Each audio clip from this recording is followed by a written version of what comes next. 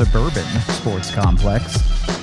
Only a 2-game rookie face-off this year. The Avs drop the game today. It ends up being, okay, computer, calm down over there. Oh, my God. Ends up being 2 goals for the Avs and 3 goals for Vegas. They go 1-1 in the face-off, technically finish in second place. That's right. So not last, not first. Yeah, and their goal differential is only going to be +1. Not quite. Yeah. Not quite Vegas's +8. Well, when +7 of those are against Utah. An 8-1 win. Oh, my God. Not on the Avs on that front of it. The game today, I don't think there was quite as much high-end skill in this one, but still really high energy. Dude's working really hard out there. It was a feisty game all the way through. Yeah, it was. I would say this has been, of all the years we've been doing these rookie showcases, this has been my favorite Avs team to watch because they played hard, beginning to end. It was spirited. Some of these games over the years have been boring. Pretty rough, yeah. Boring. And that is always what you don't want when you are. Give me some entertainment. Yeah. Yeah, when you are using your time, your precious time on Earth to watch bad hockey. Like, let me watch some spirited hockey. And today, these two teams really got after each other. I mean, right after the final buzzer, there's like 3 different fights breaking out. It ended up being kind of a chaotic game, but a feisty, physical affair. And I'm a fan. I would give me more of those. People jawing all the way through. We had a proper fight. Well, I don't know if you'd call that a proper fight. They dropped the gloves. They did drop the gloves. They attempted to have a proper fight. Should we start from the back end again, AJ, or how do you want to dive into this one? Oh, let's start with Max Curran's fight. Okay, let's start right there. Yeah, Max Curran did drop the gloves, got into a fight. I would not say he won the fight, but he didn't get his butt kicked either. Yeah. So yeah, it's not. Well, he didn't embarrass himself. But I will say Max Curran's 6'3". Yeah, and has a pretty good size to him. When they dropped the gloves, I was like, all right, let's see how this goes. And then the other guy skated close to him, and then Max Curran went. And it was like, oh no. And then he got, it was respectable. Yeah, but geez, I love the mindset from Curran there. He needs to add a little bit of edge to his game. He needs to show he's not going to get pushed around, especially with the size that he is. Yeah. I don't know if fighting was really what was meant by that. I think you want to see him use his body physically in play more than necessarily that. But it is, good to see his mind is in the right headspace. I'm sure the team has told him, hey, we need to see a little bit more of that out of you. Yeah, Max Curran reminds me almost of like the older rookie showcase type of prospect that the Avs would get, that would draft and bring to these, where they show some skill, they've got some decent traits, and then they get into a game like this and there's not a lot of heart, there's not a lot of edge. Yep. You don't see the things where you're like, well, how does this guy get to the next level? Does he just max out as a really good junior player? Because he is a very good junior player. No doubt. But him getting into it like that and showing that edge a little bit, and honestly, let's be real, he got absolutely robbed of a goal in this game. Yep. He needed to get some lift on the puck. But that's a great save, more than anything else. Had some other flashy plays, went between the legs for a shot too. Yeah, and had a couple of nice assist opportunities. Yep. He was a lot better overall, and then obviously not he fought, but that's how did the fight start? And that's because he engaged physically, and then when the guy, Frankenstein's monster had some words with him, he was like, I'm not backing down. He did not back down, and then he gave him the eyes, and he gave him the gloves, and then he kind of put himself in that position of like, all right, your only opportunity now is you got to fight this guy. Yeah. And he did. And good for him. Good for him on being willing to go there in a rookie showcase game. You got to. Sometimes you have to do it. We'll hear from Coach Letestu later in the show, but he talked about, hey, especially because he's new to the organization, for a lot of these guys, this is his first impressions of these kids. Yeah. And Curran's going to go back to juniors. Yeah. So it's more important for some other guys that are playing for spots on the Eagles. A lot of AHL deals. Yeah. But if you do that as opposed to shying away and your first impression is, okay, this kid will stand up for himself. Mm-hmm. He's willing to do that part if he needs to. Yeah, and it's good. I mean, we're talking about playing with a physical edge and some of the old school hockey stuff where it's like, okay, well, how does he do the basic hockey stuff? Today was a much better day than the first game for him. Much better step for him. So that was encouraging, and honestly, they needed a little bit of it because some of their other guys, no Gavin Brindley, so who's going to step up? Who's going to make some plays? Wanted to see a lot more from Nikita Pristupov today. Did not. In the way Max Curran stepped up today, Pristupov took a step down. Yeah, for sure. Yeah, and it was not a good game for him. A lot of really careless puck play. Yeah, the blind backhands up the wall and into the middle of the ice when they're in the offensive zone and they're set up and he's not even looking. He's just throwing pucks into space, and it's like, you're not under heavy pressure. You don't need to be doing this right now. The turnover on the power play that turns into a breakaway the other way, which turns into a penalty, which turns into another penalty, and then they have a minute and a half to kill of a 5-on-3, and it all starts with the Pristupov turnover. Yep. And then Vegas does not score on that, but they build all their momentum, and the Avs didn't have the puck for... It was like 7 minutes of hockey, basically. A large chunk of that section of the game, and the whole thing starts with the Pristupov turnover. And that's, to me, that was a big struggle throughout the game. I will say he didn't have a bad start to the game, and it just got worse and worse and worse and worse. He had moments as it went on. Is it, on some of those plays, is it the decision-making or is it the execution? Yes. Because depending on the play. It's both, yeah. There feels like ones that are clearly bad decisions, and then there are also ones where you feel like, I think he can make that play, but he just didn't. Yeah, and I think the turnover on the power play is I don't mind the decision as much, but that it's a high wire act. Yeah. That if that's the decision you're making, you have to execute it. And even if you kind of airmail the puck on the receiver on the other end, that means it got through. Mm-hmm. That's the key. You got to get that puck through. It doesn't have to be perfect, but you can't give it up the other way. Right. Yeah. And because that's the downside of it. And that's not, it's not creating an immediate scoring chance. It's the play that leads to the play that creates a goal. Yep. And instead it turned into a total momentum shift in Vegas's favor. Not great. That was a big moment in the game, and credit to the Avs PK unit because they played great really today, well. Yeah. They did really well. Technically didn't get scored on. The third goal was like 2 seconds after it expired, but and then the one power play goal that Utah scored on Friday happened with 6 seconds left. I was and it was just like didn't get scored on, but just seconds on those edges there. Anyway, I think with Pristupov, with no Brindley today, a lot more eyes on him because, hey, you're that top line center. Now you're one of the more experienced guys here playing alongside Chase Bradley. Chase Bradley, again, quiet game. Not much to say about him, to be honest. I think it's a concern to me that a guy that the Avalanche want to see so much out of, and they are seeing a lot. They're desperate to make this guy into Logan O'Connor, and it's not there. It's not there, man. It hasn't been there. It wasn't there last year. He didn't look good in the NHL. He was nowhere near as good in the AHL as even like an LOC was. And then he comes to this event. He's an older player on this roster, and where is he? You're still waiting for the pop. You saw. Where is he? The reason Gavin Brindley didn't play today is because he popped so much in game one. They were like, all right, we don't need to see him again. Yeah. What? This guy gets hurt, right? For nothing. It would be for nothing leading into main camp, and it was a great opportunity for Brindley to build some confidence, get that positive momentum going into main camp. And the Avs went, we're good.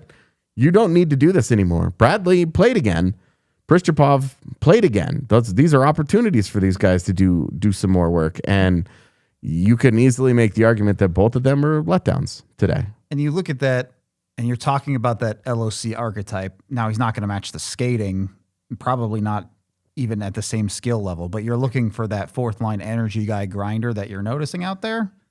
Miroš Čelíška comes into this game. This is the only game he got. He didn't play game one. Yeah. And yeah, like a lot of guys here, there's some question marks about the puck skill and the skating, but shift one of the game, he gets in behind the net, falls down, finds a way to keep control of the puck while he's sitting on the ice and with keeps his the legs. play alive. Yeah. And that maximum effort all the time. He goes out there and he just beelines for whoever has the puck and is like, let me make your life miserable. Yep. He has a PK shift where he dumps the puck in, he goes to chase it, and then it's an extra 7 seconds wasted just because he's creating havoc and they're having a hard time getting out of the zone. Yep. And that's why we liked him 2 years ago. This is the event that he kind of built that. The Avs drafted him. We didn't know anything about him. All right, who is this guy? And then he comes into this event and surprises all of us. And we're like, wow, we really want to see more of him. And then he hangs around in camp, gets hurt, loses an entire season, and then it's been a real struggle. You know, he went to Europe for half of the season last year and then came over, and he's on an AHL deal, and he's just sort of in a weird limbo right now. Doesn't care. Yep. He goes out there. That's the exact same type of guy that we saw 2 years ago. Yep. If he is consistent, heads on straight, body's good to go, this is a guy that the coaching staff is going to love more and more and more of. And yeah, the puck skill is a question. He doesn't do much with it. But the way that he plays without it is effective. Yeah, effective is a great word for it. It's I was going to say a little chaotic at times, but effective is great because he's causing problems for the opposing teams. Yep. Now, you also have to have some puck skill. You have to do some things with the puck. There are floors you have to hit. Yeah. And right now, that's still the number one question mark for me. But he's got decent size. He moves well. Yep. He causes problems, man. I really like that. And it should be an important caveat that almost all the guys that we're going to talk about here today and in this 4-day event, I guess. Yeah. Counting their first day of practice. Very few of these guys are really serious contenders to push for NHL games ever. This year in particular. I would say yes, ever. ever is going to end up being true. The Avs get a handful of NHL games out of, depending on who you're talking about. Yeah, but I mean that in the immediate, as we go into training camp next week, almost all of these guys are going to fade into the background as we just forget about them. I would say the majority are going to be in the first round of cuts. So. Yeah. And some of these guys may not even go to camp. They'll go straight to Eagles camp or they'll go back to junior teams or whatever. The number of AHL contracts that they have, some of these guys are just going to head straight up to Levelland and hang. Yep. So it's, for most of them, these are longer timelines that we're getting hyped about them now because hockey's back. And yes, we can talk about Avalanche hockey things, but. And like, this is what we have to go off of. We talked about this on Friday night. Like, we're going to overreact to the what we've seen so far because it's all we have. Yeah. It's what you got to work with, so you take it. Any of the invites stand out to you today? I think Riley Connor stood out to me, but in the bad way. And that's a concern for me. And I hate to call out the Connecticut kid, but doing your own dirty. He's 25 years old. Yeah. He plays forward. He hasn't scored. He had like 6 points in the NCAA last year. Yeah. I saw that guy point and yell at people more than he actually did anything. And I'm like, if you want to point and yell, man, just take a coaching job. You can do that from the bench. Exactly. Like, start the transition, fella. I really don't understand. Like, I'm confused as to why he was here, what he was supposed to be providing. I just didn't think that he did anything. Yeah. And to me, I'm like, at that age, in this type of environment, you need to be standing out. You need to be looking way more polished than any of these other guys. And instead, it looked worse. Yeah. It's tough at that age to... You're probably already coming in on the back foot with the expectation of you probably are who you are as a player at that point. There's not going to be a lot of like, oh, we think this guy's ceiling is significantly higher than this. So, well, I mean, compared to like Sam Malinsky came in at 25. Right. Same age. And what did Sam Malinsky? Clearly a higher level player. But. Malinsky had like 4 points in 2 games. Yeah. True. As a defenseman, mind you. Yeah. And like now he's in the NHL. And like obviously Sam Malinsky was good. Sure. But like that's the thing though. When you're that age, you better at be. a certain point you're good or you're not. You better be good. Yeah. Because we'll get to him later. But like Hank Kempf, 23 years old. Yeah. Like you're at that age. You got to be good. Yeah. You got to make a move. So. This is, I would say I was pretty disappointed there. I was Sarkinov after the 2 goals on Friday. Much quieter day. And then some questionable plays. And his one breakaway, he gets caught from behind and it doesn't even turn into anything. Yep. And you're just like, killed. That kills you. Yeah. You don't even get a poor chance of you get it's a right. If anything, it's almost a rush the other way. It's such a disappointment because the 2 goals, you're like, come on, he's 19, he's from Kazakhstan. This is a real diamond in the rough story in the making. Yeah, would love to tell that story. Yeah, but you got and then that momentum smashed into the wall pretty hard today. Especially when you directly compare him with the top forward, in my opinion, for today with the Avs. But we'll talk about him after the break. We are, of course, brought to you by the folks over at the Gold Crown Foundation. They've been around forever. I played basketball growing up as part of the Gold Crown Foundation, not with the good teams. I was with their open club team, so I was bad, but I still played in it. They are awesome. They're a nonprofit organization. They're preparing kids for the game of life. They serve 18,000 kids annually in the Denver metro area. They've got basketball, volleyball, golf, girls flag football, and enrichment programs, including STEM stuff. So they've got a bunch of different awesome stuff. You can go check them out. Their fall leagues are volleyball, youth development basketball league as well. You don't need a team to play. You can go check out their tryouts. You can go learn more on their website, but they're awesome. They have an amazing field house if you're playing basketball. A super awesome place to check out. They even have scholarship programs, which you can apply for on their website. So head over to goldcrownfoundation.com to learn more and sign up. You can also use the QR code on screen to check them out and see what they're all about. Once you're signed up with Gold Crown, make sure you're also taking care of your money. The Broncos are playing right now. And if you are a Broncos fan, make sure you get your ENT Credit Union official Broncos banking account. They've created a banking account for all Broncos fans. This thing is loaded with the kind of perks that will get any Broncos fan fired up, including no surprise fees, no minimum balance requirements, and the money in your Broncos checking account even earns dividends. So it's already a great checking account, but then on top of that, you get 10% off food and gear at Mile High, you get a Broncos branded debit card, and you get chances to win Broncos tickets. Every 15 swipes enters you for a chance to win home game Broncos tickets where you can go watch the game. So if you're ready to bank like a Bronco, head to ent.com/DNVR. That's ent.com/DNVR and sign up today for a Broncos checking account. ENT Credit Union is insured by NCUA. Membership required. Annual percentage yield account requires associated ENT Broncos debit card. Second period of the DNVR Avalanche podcast. Look, the biggest standout for me in this game for the Avs was Christan Humphreys. And some of that is he is one of the guys on the short list of there is some puck skill there. There is some ability in the offensive zone. But maybe the most encouraging thing for me of all of this, yes, he scored the goal on the breakaway, which is awesome. But that breakaway, he pulled away from some guys. This is a guy where skating has been a concern for him, and it looked fine in this game. Yeah, and it starts, you mentioned his skating, and for me, it starts with the play in the defensive zone. Yep. That springs the breakaway. And jumps on a puck quick that comes loose. And gets going. You know, he's in good position. I mean, it's like a mistake, and he just capitalizes. But that's the game. A team makes a mistake, and I mean, look at the game-winning goal in this game. Yep. It's Cooper Gay makes a play. On the PK, it's a really nice play, and then he changes. Yep. And it creates the 2-on-1 that turns. There's a gap, and Vegas runs into it. Yeah. So dumb. It was so dumb. We'll get there. Yeah. I guess I just kind of got there. You kind of did. But with Christan Humphreys, another solid offensive performance, and then you look at you put that in tandem with what he did on Friday night, another solid game. Which was a good game. Not as good as this one, but good. And scores the game-winning goal. Yep. Like, you're talking about, okay, there's production here.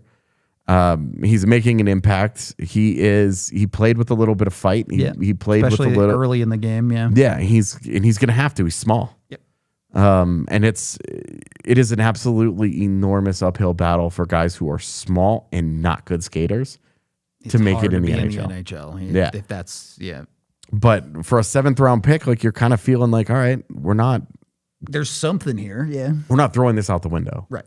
And with Pristupov and Humphreys, you're like, it's pretty good 7th round. Trade all our seconds for 7ths. I mean, what have I been saying? The 2026 7th round is where the draft is going to shine. That's why they have 3 of them already. We'll see. The Avs add more. They still kind of need to prove they can get a real NHLer out of a 7th rounder, but true. But like you're at least feeling right now like, okay, we're not in bum status here. Yeah. We're not looking at it going, some of these 7th rounders over the years. Shamil Shmakov. Yeah.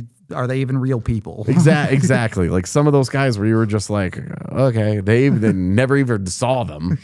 Never came over. Right. Never made an event like this. Never even played in one. Like nothing. So like this feels at least like there are some positive vibes. And the system is so bad that a player like this, where you're saying Christan Humphreys is going to have a really hard time making the 100%. NHL. And we're at least having a conversation about it now. Yep. Different player archetypes, but a similar thing with Taylor McCarr, right?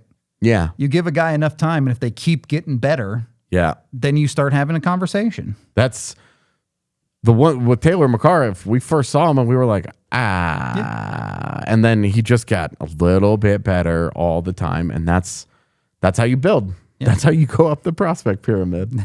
Step by step of the pyramid. Yeah. One thing at a time. And with Humphreys, I mean, you got to feel good about it. I think that there's you're right in that the puck skill does stand out. You compare him directly to a Miroslav Želíčka. Yep. There's a guy doing things with the puck, and there's a guy not doing things with the puck. Put him on a line. Right? Like that's Želíčka cause chaos. Humphreys do stuff. Yeah, exactly. He's the guy who cleans up the chaos. There you go. Now we're talking. The combination of them, you're like, okay, you need a varied skill set in order to make the NHL. And Mark Letestu says it in his interview after the game today. Yep. Not everybody's path is the same. For sure. That's not just in terms of where you get drafted or undrafted or where you play. It's how you develop. The guy that you are as a hockey player and how you translate and build your game into an NHLer is going to be different for everybody. Yep. Because the things that you do well, you have to continue to do well. You can't just be like, well, I'm good with the puck. I don't ever need to work on this. I don't ever need to work on shooting. I don't ever need to try to improve there because I'm already good at it. You need to get better at the stuff you you're need good to at continue too. to get better at that. But you also need to look at all of your shortcomings and say these need to get way better. Yeah. And at least with Humphreys, the skating wasn't as bad today. I mean, for him to pull away on a breakaway is like dope. For him, a little surprising, to be honest. Yeah. As soon as he got into open ice, I was like, oh boy. Yeah. And then it wasn't a problem. And then he finished. Yep. And that's what we've seen from him in these 2 games. He got opportunities and he finished and created some for other people. He's good with the puck. He's a skilled offensive player. By far their best offensive driver for the entire game. Yeah. Most consistent in this one for sure. Yeah. Not that there weren't other good plays. We mentioned Curran earlier. You had a couple of other nice opportunities from a number of different forwards, but I know Brindley is the only guy not in this game, but the offensive skill was notably lower for the Avs lineup in this game. And how much of that is this Vegas team is better defensively and did a better job of shutting them down? Probably some. Man, if you're Utah, that has to bother you a little bit. Utah should feel bad about this. Every single guy on their defense was a 3rd round pick or higher. Yep. Including a top 10 guy. And it was the worst of these 3 teams. It was by far the worst defensive team. By a lot. So, W for the Avs. They'll go out and they'll have a great year, and Utah fans will be able to clip this and be like, rookie showcase. They're not wrong. It's the rookie showcase. Totally. And it's so hard to preach that context of, yes, it's just the rookie showcase, but we'll hear Letestu after at some point mentions first impressions are important. Yeah. This is their chance to get a jump, and for a lot of these guys, it's a chance to earn an invite to a training camp. It's their chance to stand out from their direct competition that they're fighting for ice time and invites and contracts and all of these things for their futures, for the future of their careers. So we can't just wave it off and say, oh, well, most of these guys won't make the league. This is where their path is. Yeah. They have to take advantage of it. You don't make the league by, well, some guys jump directly from the rookie showcase to the NHL, but most guys, this is step one on the journey to the league. Yeah, most guys aren't going to be like Logan Cooley. Right. Who everyone knew the story before he got here. Rolled into like his rookie showcase and was like, oh man, this guy's electric. Yeah. He really doesn't need to be here. We thought Gavin Brindley looked good the other day. Like, that was a different level. Yeah. It's not quite the same. You can tell those guys that are going to quickly make it to the NHL. And even someone like Brindley might not quickly make it to the NHL, but are above this level. Do you remember that Kings rookie faceoff roster a few years ago? That was like their AHL team from the year before. It was straight up like 80% AHL guys. And they were just waxing everybody. And it was like, it's their AHL team. This isn't even Everyone interesting else has for a bunch you. of 18-year-old, 19-year-old junior kids. Like invites from all over the place, and you guys rolled your AHL roster in here, destroyed everybody, and it's like you didn't even get anything out of this. This wasn't informative. What was the value for you here? Yeah, definitely. And you look at the Vegas has to feel great. Colorado honestly should feel great. Yeah, no, I think you should feel, with the caveat of understanding, hey, the Avs don't have a lot of high-end guys here. What they got out of the guys they got, I really don't know how much better they could have done. Yeah, and when you're looking at what they need on the NHL roster moving forward, I'm not going to say, oh, well, you don't need more high-end guys. You want them. Of course. Yeah. You'd love to be Team Canada.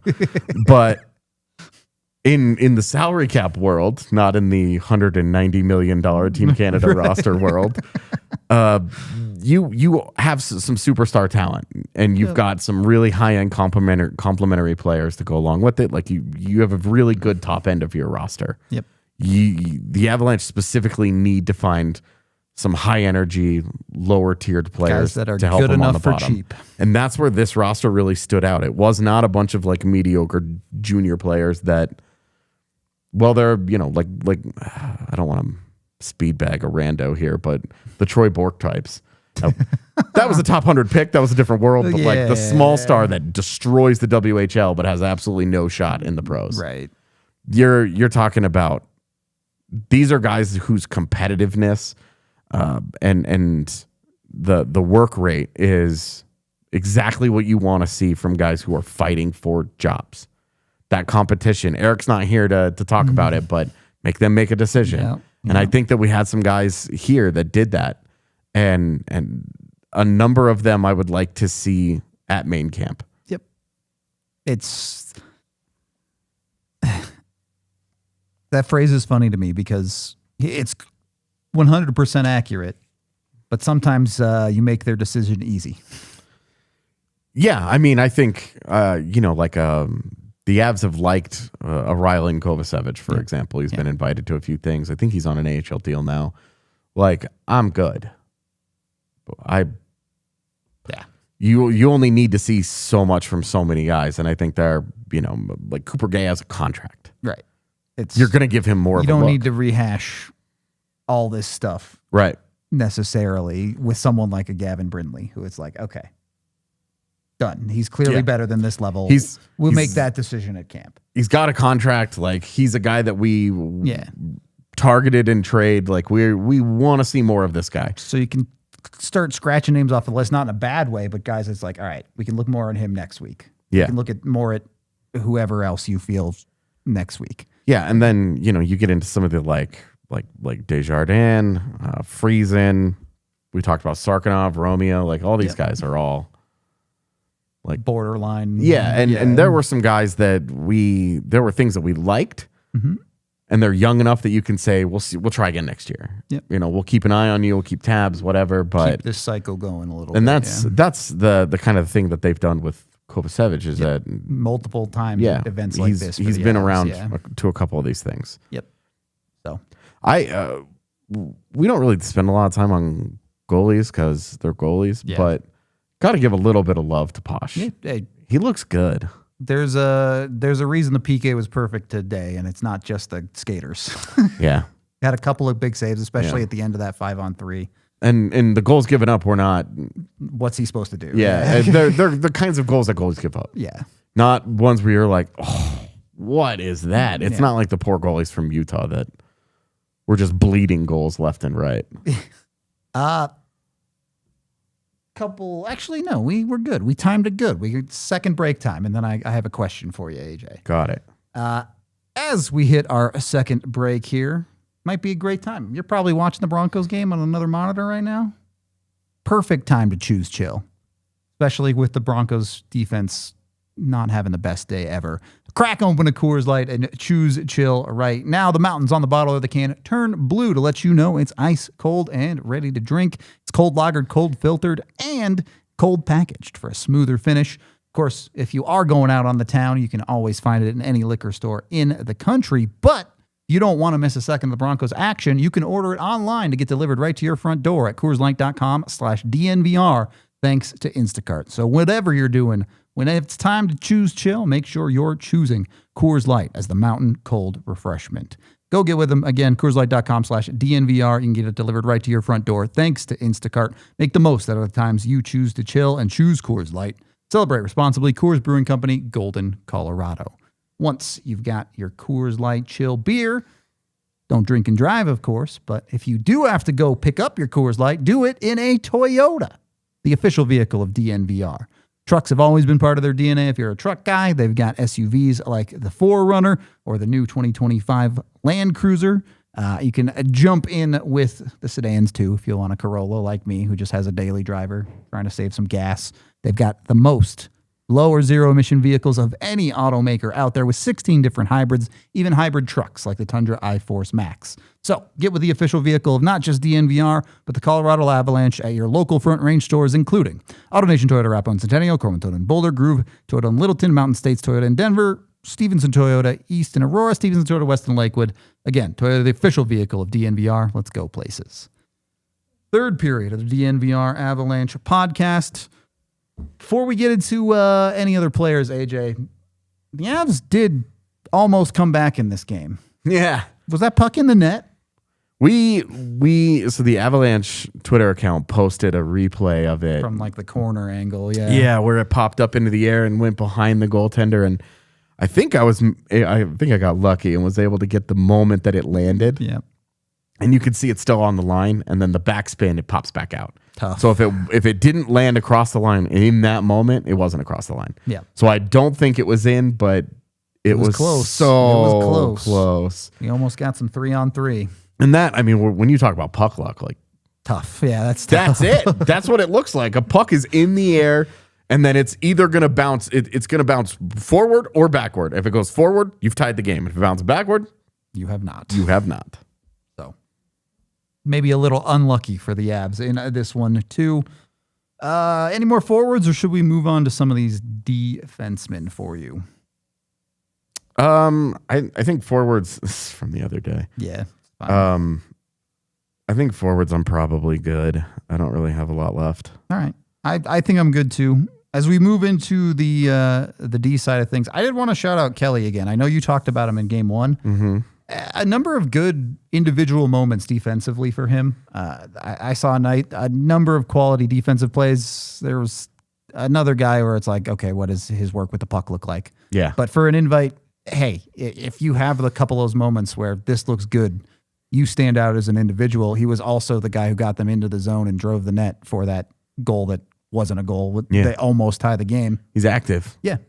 And when you look at a defenseman that moves his feet well and he does a lot with the puck, like that's the Avalanche are going to like that guy. True. So, when you're talking about like a stylistic fit.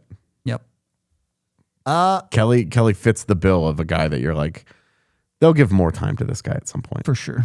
At some point it'll happen.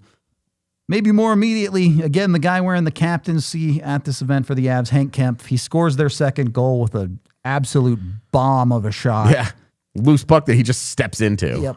And it was funny, his interview after, he's like, oh, I'm not trying to pick the corner. Why not? Maybe you should be. Yeah. Why not, man? I mean, yeah, you're just trying to step into it, and you would like for it to go that way. It did. Oh, man, is that a good shot. And look, again, realistically, this is a guy that's more fighting for an Eagles roster spot than anything to do with the Avs this year. Yeah. But clearly they like him off the ice if they're willing to give him the captaincy. He comes in and has 2 pretty decent games here as a defensive defenseman. Yeah, I tweeted about him, and I'm going to be annoying about him for the next year or so. I know. He's like that defensive defenseman that he just tickles my fancy. He's super smart. He's always in good position. He's heads up. He understands the easy play to make. Limited, right? Limited offensively. He really is, and his feet aren't great, but they're not bad. It's just kind of a non-factor for him. It's not something that's driving him forward. And if your skating isn't standing out at this level, it's gonna struggle in the NHL. And so those are the things that I think are really holding him back. But he reads the game well and effective on the defensive end. We saw him; he was really good on the penalty kill both games. I really liked him on the penalty kill. Let's be honest. The Avs have a love for maybe a limited guy on their defense, whether it's Curtis McDermott or Keaton Middleton over the years. Now, those 2 guys are gigantic, enormous human beings. Yeah. And McDermott, played a lot of games at forward. True. And fighting was a major profile for him. True. But you're right in that we have seen a lot. I mean, Jack Johnson was like the better example of this. But yeah, once upon a time was more effective offensively. For sure. But when during his Colorado tenure was not that guy anymore. Was a one-dimensional defensive defenseman who arguably wasn't great at that. But that's what he did, and that was his value. That's why the Avs liked him. And that's something that you're looking at on the Avs third pairing right now. Right now, it's Sam Malinsky and Josh Manson. Yep. Presumably, you get one injury and you're saying, okay, Keaton Middleton's now an everyday guy for you. And who's our number 8? At that point. Yeah. Is Keaton Middleton a real NHL defenseman? That's the job that these guys are chasing. Right. And maybe a decent example, and I know the Avs didn't develop him, but Andreas Englund. He comes here, they get some decent play out of a limited bottom pairing guy, and now he's made a career of being like a 7th, 8th fringy NHL dude. If you can turn a guy like a Hank Kempf into a guy like that, that's a huge developmental win. Yeah, absolutely. And, I think best case of this was Ryan Graves. Yeah, that went so well. I'm like, that's not realistic. Right. but it's not a very different profile. True. Graves to Kempf, where it's a slow burn. It's a smart player that does a lot well, and he uses his size well, and he's good in his own zone. Those are the things that you want to see. That's being effective in your own zone like that. You protect the cage well. You're going to have a lot of value. Yep. And as long as he's not turning pucks over. Yep. Because we saw this with the 2 Utah games. Dmitry Simachev is a top 10 pick. Giving pucks away, dude. And he's big and he's got great feet and he's just turning the puck over left and right. And you're going, oh my God, this is a nightmare. Yep. That guy's hurting you. The way that he's managing the puck. With Kempf, it was good, solid, reliable stuff. Yep. The upside is real limited there, but you can see why the Avs targeted him in the Lindgren deal. We talk so much about bottom pairing, bottom 6 guys. They're not about upside in the NHL. When you get to the NHL, those guys are about raising your floor. Yeah. So that's about reliability and safety, which sucks, but also wins. Is accurate. We talked to Hank Kempf after the game, so let's hear his interview sound. All right, that was a very close game. Vegas won 8-1 over Utah. This is kept a lot closer than that one. Describe your overall thoughts of the game. Yeah, definitely a little bit more sloppy than like a middle of the season game, but I don't know. I thought I liked our group's fight back in the third. They definitely came pretty hard. I thought they were pretty structured again for this time of the year, and I thought I liked our team's fight back at the end. And they managed their lanes really well, making it hard to generate things offensively. Just walk me through your goal then and a little bit of how you guys found a way to break through that. Yeah, the puck was on the right side of the zone. I was on the weak side. And Kovacevic just threw a nice little area pass, came off the boards. To be honest, I wasn't trying to pick a corner. I was just trying to get it on net. Puck kind of rose on me, hit a perfect spot, and yeah, it was great. There were over 100 AHL games played represented on the Vegas side of things, so a lot of experience and polish. How did you guys feel you answered for some of that? Yeah, no, that makes sense. I didn't, to be honest, I didn't know that, but that makes sense with their structure and, to be honest, their strength and compete. Yeah, like I said, I mean, I thought we could have been a little bit more structured, but yeah, I thought we just answered with just kind of no quit. We were there till the end. I thought our 6-on-5 effort was pretty good. Yeah, I thought that last one went in, which would have been nice to go to overtime, but oh well. What did you guys see on that goal? We couldn't really see what appeared to happen. Was the net moved off its moorings? Yeah, Kelly drove the net really hard, and there was just a great scrum in front. I, to be honest, don't know who it was in front, but yeah, speaking for everyone on the bench, we all thought it went in. And what do you take away from this tournament overall, especially getting ready for main camp? Yeah, to be honest, it's such a great experience to, get those 5-on-5 reps. You don't get that in the summer. You don't get the physicality.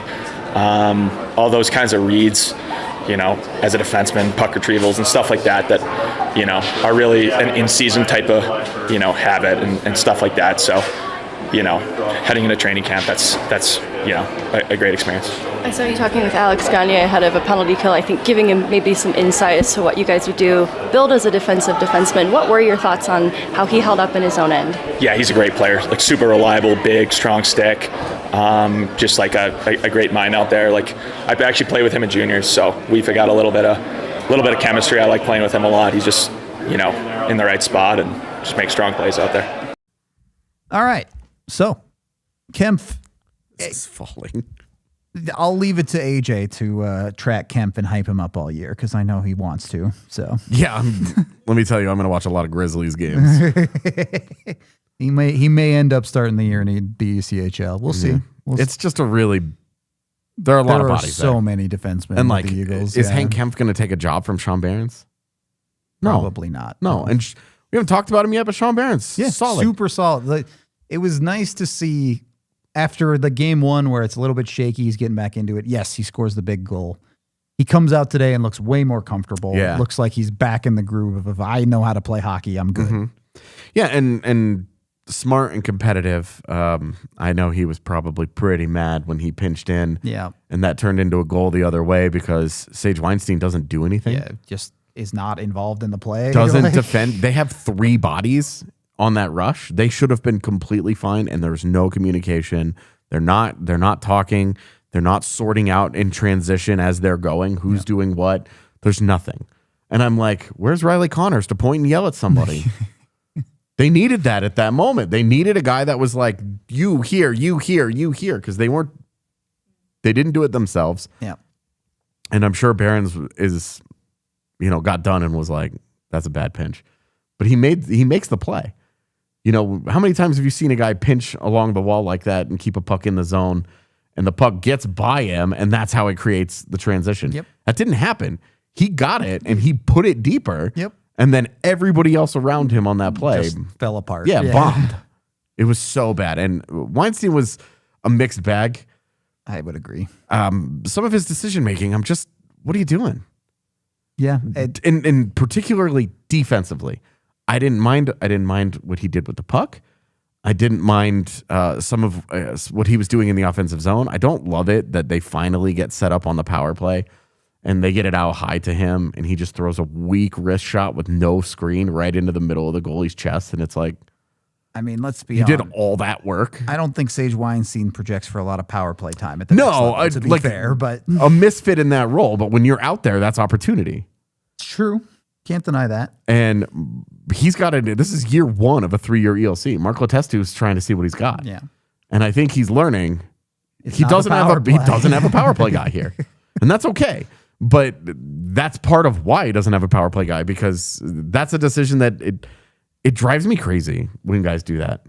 It really does. Like, it's the second most annoying shot, I think, behind the coming down the wing and then shooting it over the net and self-clearing it on your own team. Yep. I mean, that's everybody's pet peeve, I feel like. It is, absolutely. But it's, especially if you're projected as a physical defensive D, which is more or less what I think the Avs see Weinstein as. Oh, it's what he is, for sure.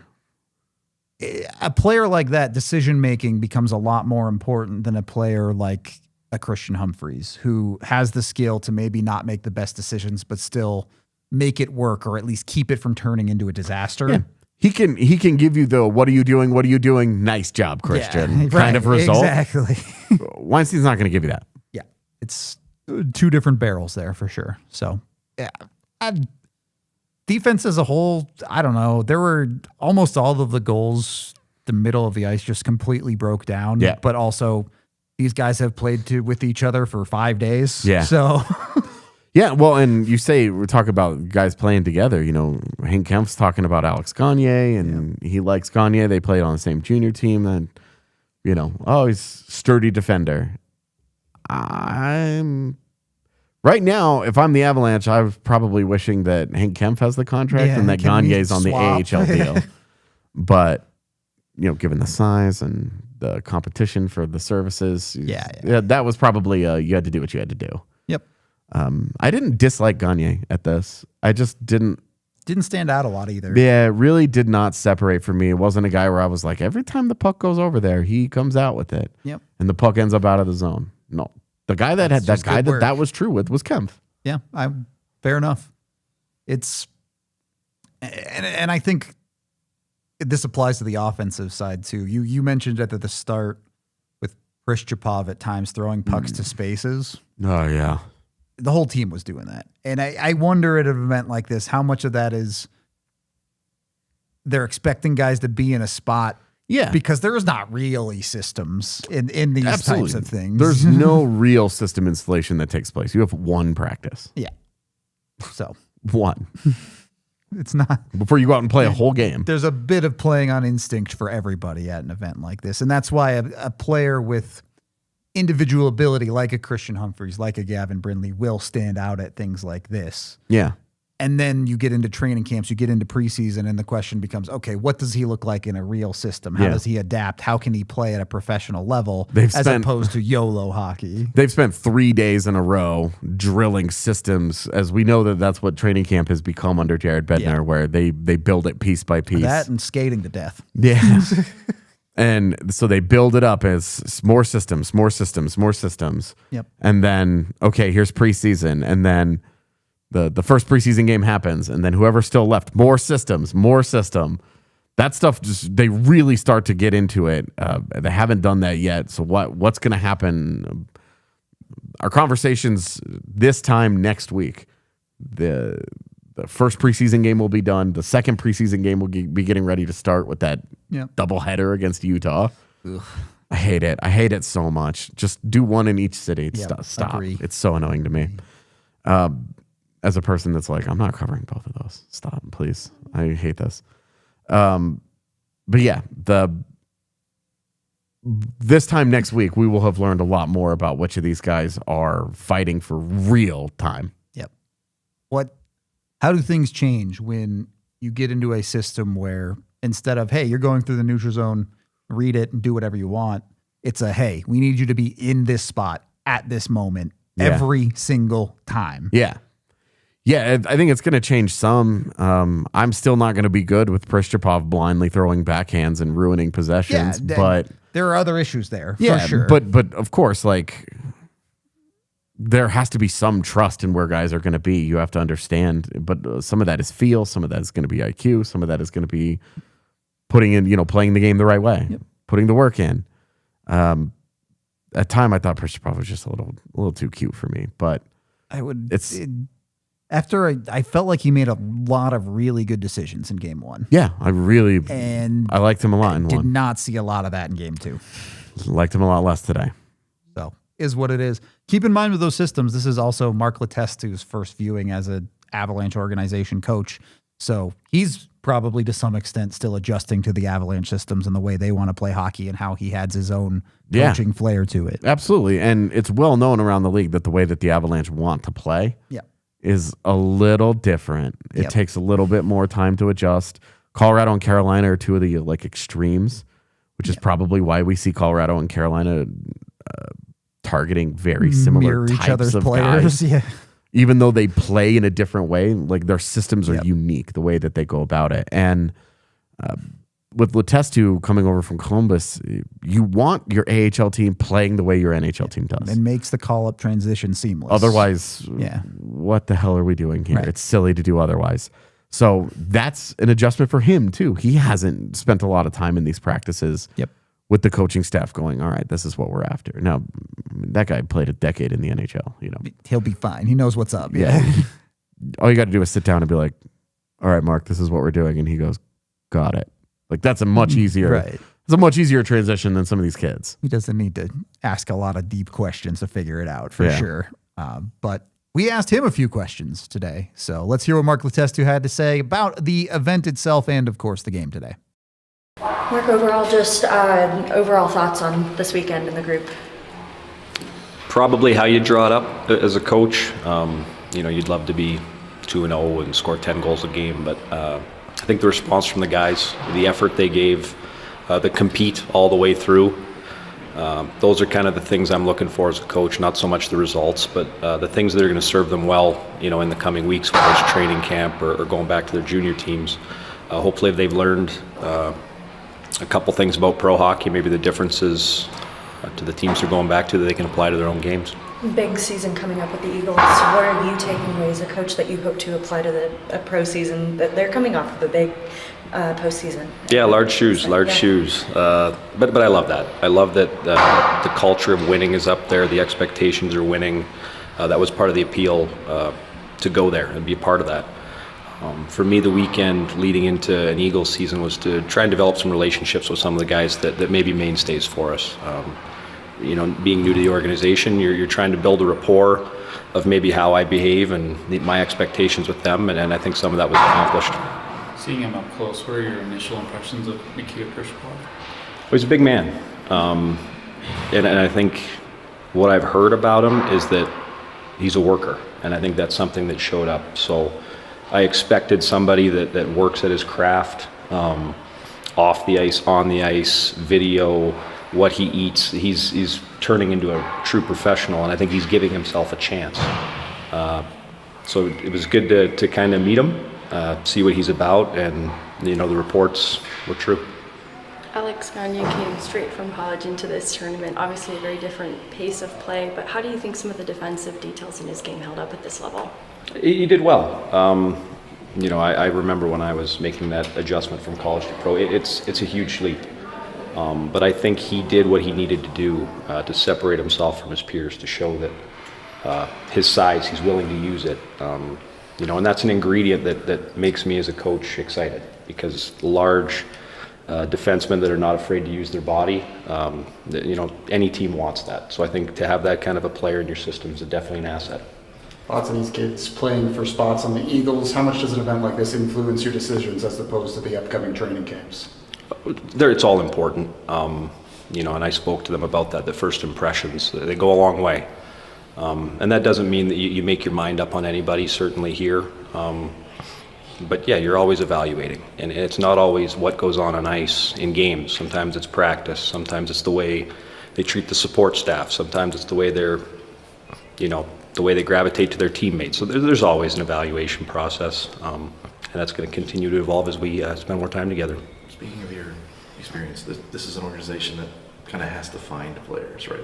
Alex, Cooper Gay's an undrafted guy. Chase Bradley's a guy who went through the 4 years. And just, do you think your personal experience as an undrafted guy can help develop some of these guys or work with these guys in a certain way? Well, certainly there's things I can share with them. Not everybody's path is the same, but I think I've seen a little bit of that.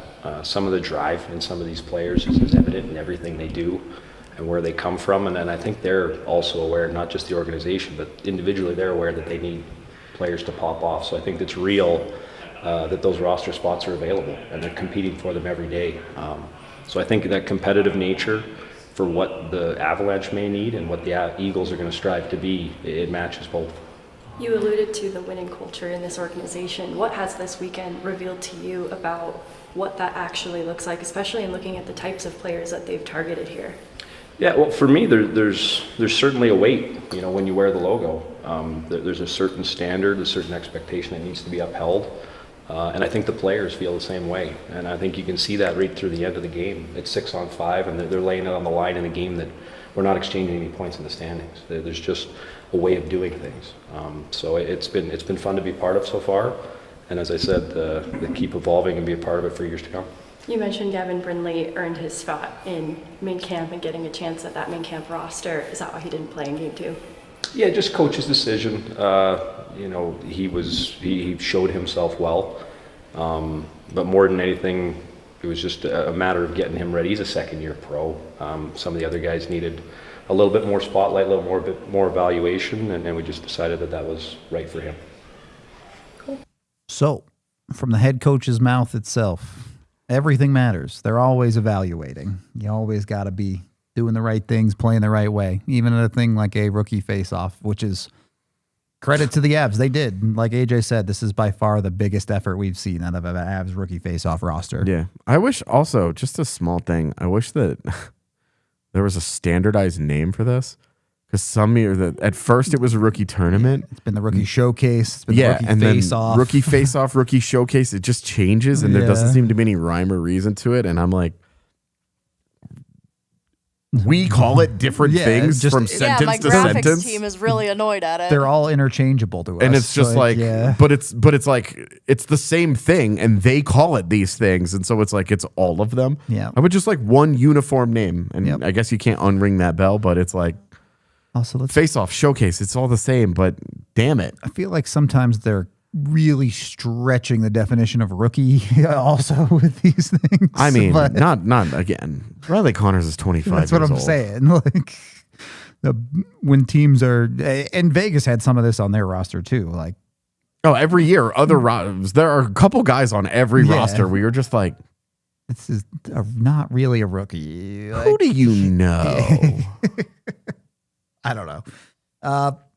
I will say, and I wonder how frustrating this is to like internal guys and scouts when you go to a rookie face-off or rookie showcase game like this and you want to scout a bunch of these guys. And I'm not saying they didn't get good scouting stuff. Yeah. But a game like this where there's a parade to the penalty box for so much of the game. Yeah. And it's like, all right, well, I learned a lot about how all these Avs prospects penalty kill, but what about the rest of the game? Yeah. I mean, that's, I think everybody hates that. Yeah.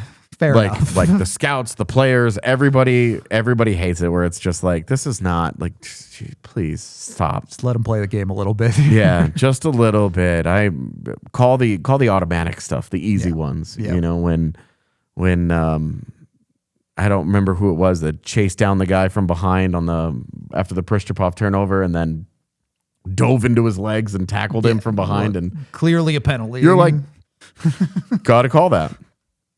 It should have been a penalty shot, but whatever. We never call that anymore. I can't start this debate in the rookie part of preseason. All right, it's way too early for me to get mad about this.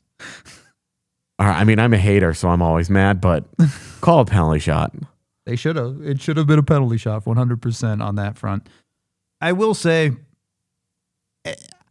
looking for some of the little details in a game like this, I want to go back to Sean Barron's.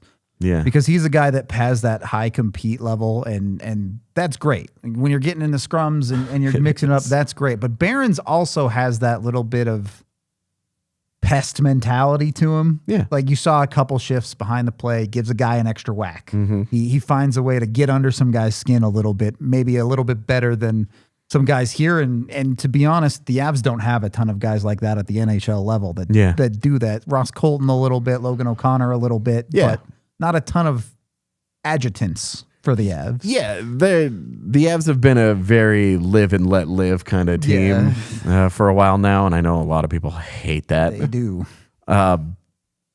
This roster should at least make you feel a little bit better that, and on the amateur side, the system, that they are trying to find a lot more of the as you call them, adjutants. Yeah. That should make those guys, that section of the fan base feel a lot better, and it should round out the organization a lot better. And you do want that. Yep. You do want to see, all right, some of everything. Even just a little, like the occasional stick tap, the occasional.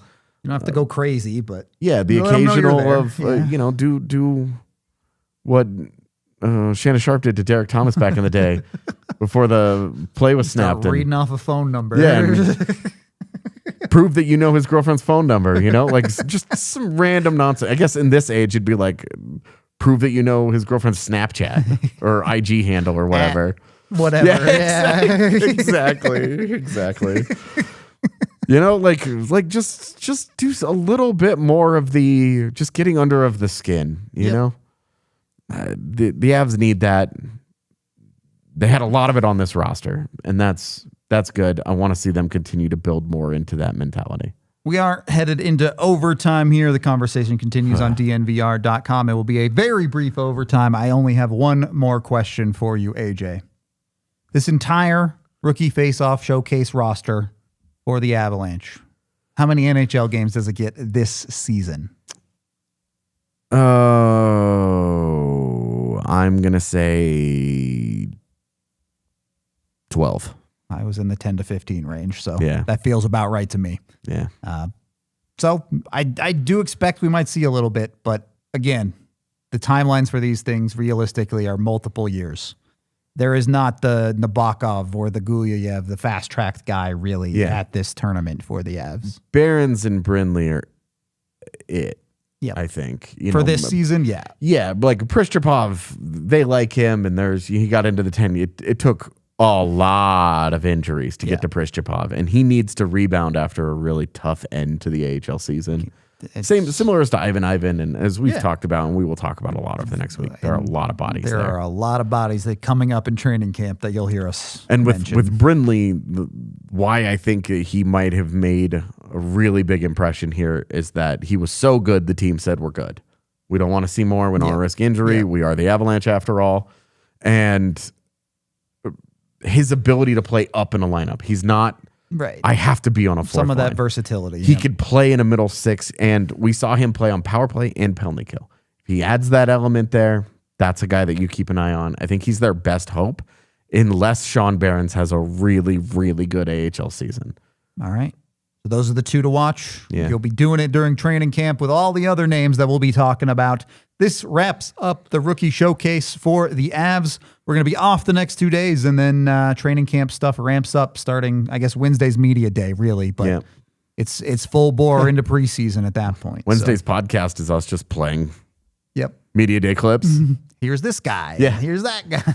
Yeah. Let's see what they had to say. Pretty much it. And then camp on Thursday. Yep. So keep it locked in for that. I think we got a bunch of exciting stuff coming for training camp. You'll find us there. If you're coming out to training camp and you see us, come say hi. We always love to talk hockey. We're quiet, shy, awkward people. But if you say hello to us, we will say hello back. Why are you shaking your head? Rude. Tiff's like, I won't say hello. She'll be locked in the back room the whole time. We are out of here for today, though. We appreciate all y'all hanging out. We'll be back on Wednesday. And until then, we will talk to you on the next one. We all silly like the mayor.